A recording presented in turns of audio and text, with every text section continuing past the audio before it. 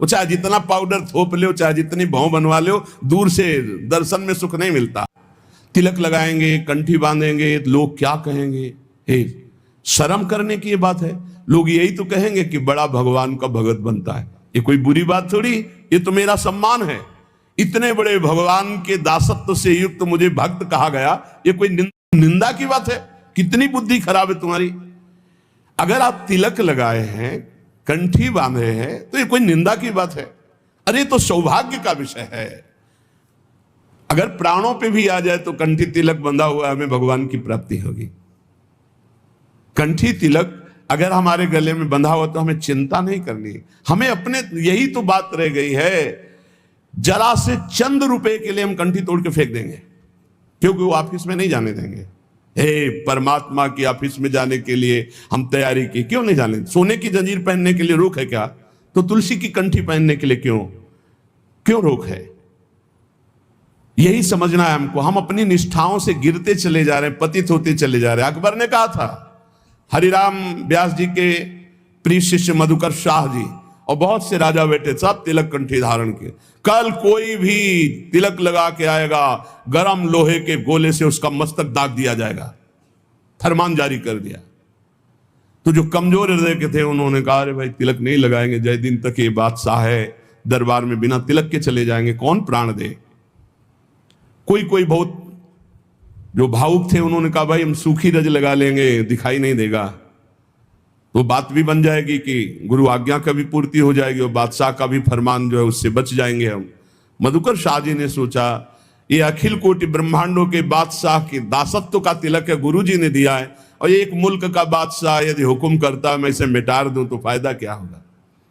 ये निष्ठा रखो, निष्ठा, इसका बहुत बड़ा महत्व है, बड़ी निष्ठा में सामर्थ्य है।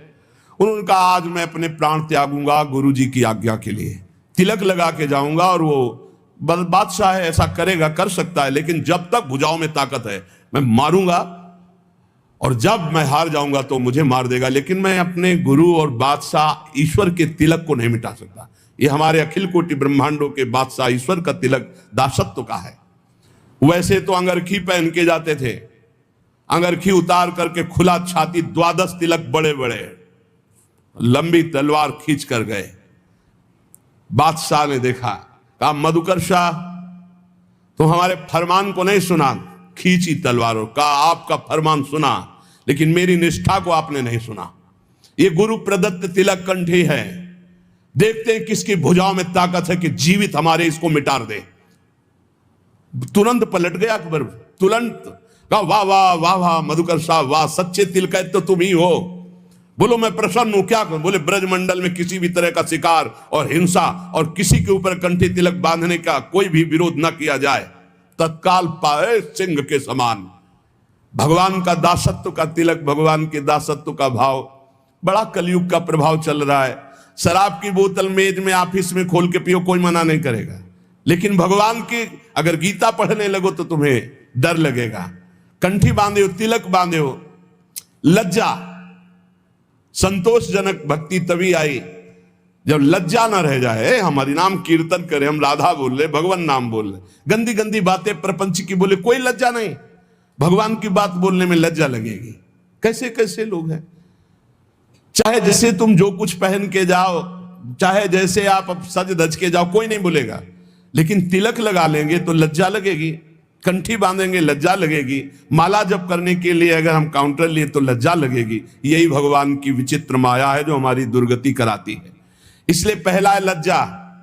भक्ति में न लाज तीन लोकन की, 3 लोगों की लाज नहीं, यहां मृत्यु लोक की तो बात जाने दो, नहीं लाज करनी चाहिए। ठसक से लगाओ रज, जो होगा मंगल होगा। भगवत मार्ग के पथिक है, सब जगह से हटा दिए जाएंगे तो ऐसी जगह खुल जाएगी जहां मंगल हो जाएगा। कानपुर जिले में नरवल है, बहुत गरीब ब्राह्मण थे, अपनी निष्ठा से रहते थे, प्रसिद्ध थे वो निष्ठा से।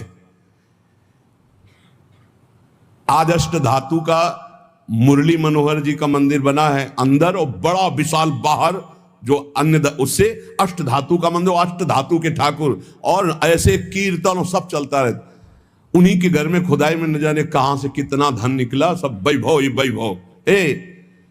जैसे पीली मिट्टी ऐसे सोने की खाने हैं इस पृथ्वी पे, सोने की, चांदी की, रत्नों की, हीरा जवाहरात की। उसके भरोसे रहो, धनी हो जाना कोई बड़ी बात है क्या?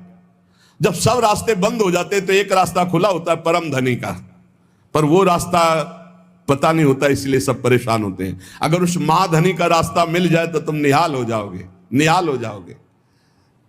बड़ी अलौकिक उसकी, बड़ी अलौकिक उसकी रीति है देने की, बड़ी अलौकिक रीति है। उसे गांव में कहते हैं, गांव की भाषा में, कि देता है तो छप्पर फाड़ के देता है। नहीं कहते ना, वो जो ऊपर वाला देता है तो छप्पर फाड़ के देता, ऐसा ही कुछ देता है, पक्का समझ लो।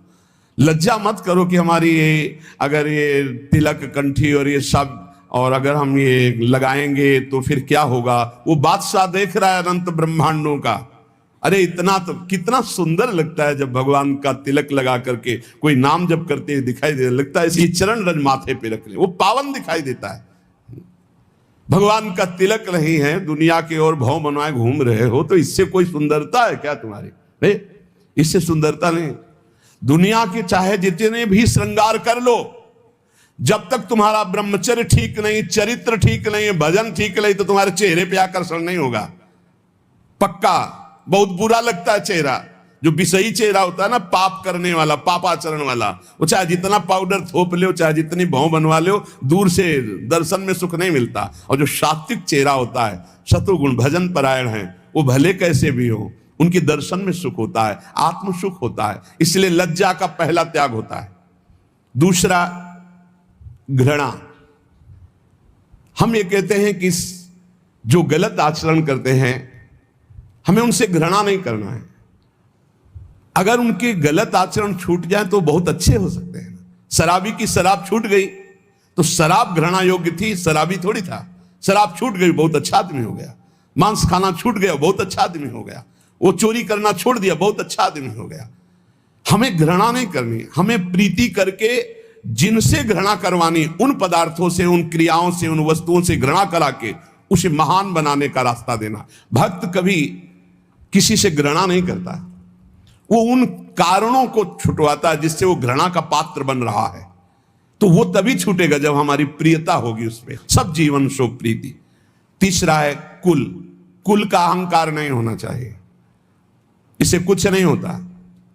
जो कुलाभिमानी है, जाति अभिमानी है, इससे कुछ नहीं होने वाला। ये संस्कृति आवागमन का हेतु ही जाति अभिमान है, कुल अभिमान है। अपने धर्म का पालन करो, अभिमान मत करो। सबके समान पांच भौतिक शरीर है, सब में समान भगवान का अंश विराजमान है। अलग अलग सेवाएं, अलग अलग व्यवहार है, लेकिन आप घृणा मत करो, आप अभिमान मत करो अपने ऊपर। जाति पाति कुल कल्म धर्म व्रत संस्कृति हेतु अविद्या नासी। सेवक जी महाराज कह रहे सेवकवाणी में, यह अज्ञान है, यह अविद्या है। यदि जाति पाति कुल आदि का अभिमान करे तो यह अविद्या है, आवागमन में फंसा देगी। उसके हृदय में मान की लालसा खत्म हो जाती है। जो निरंतर भगवत भजन करता है वो सभी मान प्रद आप अमानी। कोई उसको प्रणाम करे तो अच्छा नहीं लगता, लेकिन वो दूसरों को प्रणाम करने में बहुत सुख का अनुभव करता है। दूसरे को सम्मान देना, दूसरे को प्रणाम करना, सबसे छोटा अपने को मानना, ये भजन करने वाले का लक्षण होता है। और देह भाव, ज्यादा देह प्रियता नहीं होनी चाहिए। देह भगवत सेवा का पात्र, इसलिए इसे संभाल के तो रखना है, क्योंकि अपने लोग वैष्णव हैं। भगवत सेवा इसी शरीर से होती, भजन इसी शरीर से होता है, हम कीर्तन इसी शरीर से करते हैं, संत सेवा गुरु सेवा इसी शरीर से होती, इसलिए इस शरीर को हम प्यार करते हैं। लेकिन हमारा प्यार मैं शरीर हूं इस भाव से नहीं, ये शरीर प्रियालाल की सेवा का पात्र है, इसलिए शरीर से ज्यादा प्रियता रखना ये दोषों को जन्म देने वाला है। जहां हम इस पर अभिमान करते हैं मैं पुरुष तो स्त्री आकर्षण, जहां हम अभिमान करते हैं मैं सुंदर तो नाना प्रकार के दोष। देहाभिमान ही संस्कृति का मूल चक्र